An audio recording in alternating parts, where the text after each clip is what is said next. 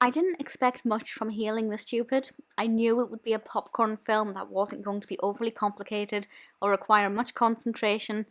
Having watched it, I can say my prediction was correct. It doesn't provide me with much. But there are parts of it that I kind of enjoyed. I feel like once it kind of progressed more into the film, it got a little bit dull and predictable, and there was one character who I just hated. But our protagonist I actually really enjoyed, so it's kind of balanced.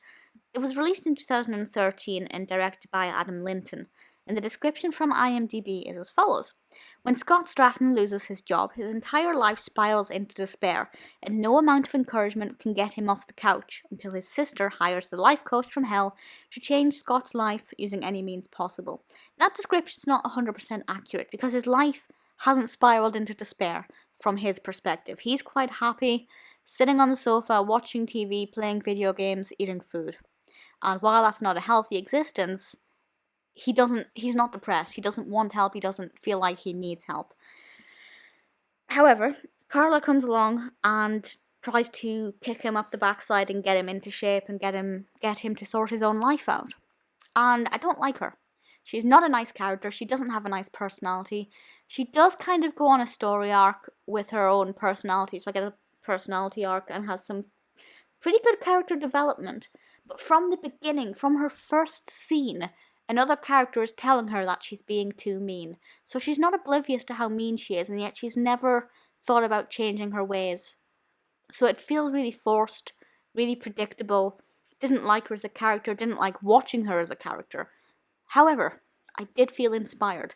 Now, my life is not in the same position that Scott's is, but I still felt quite motivated. And I felt like I could get up and do more and clean more. I'm not very domesticated, I'll be bluntly honest about that. And I did feel like, while I would never want this woman in my life, she is inspiring. And I felt like I could do better. So credit where credit's due for the film. That aspect was really good and really well delivered, and the message was quite clear, and I rather enjoyed that aspect. The casting is quite good.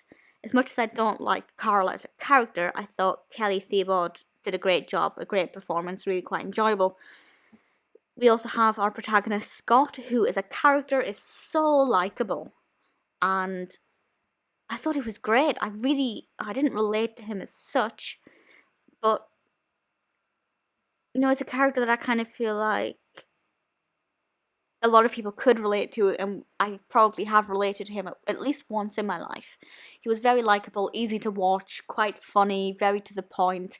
I thought he was great. He's played by Michael Jason Silver, who was credited as Michael J. Silver, but is apparently now known as J. Michael Silver, and is first cousins with Nikola Tesla on his mother's side. I don't know if that's true or not, that's in the trivia, but that's by the by. The film itself is not amazing.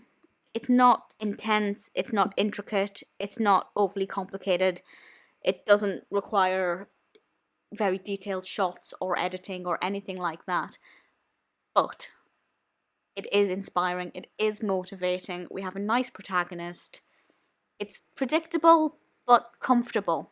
If you want a film that will inspire you and give you that little bit of motivation, that doesn't require too much brain energy to watch, that's a little relaxing and just something you can pop on while you're doing other things, I'd say Healing the Stupid is a pretty good one to go for.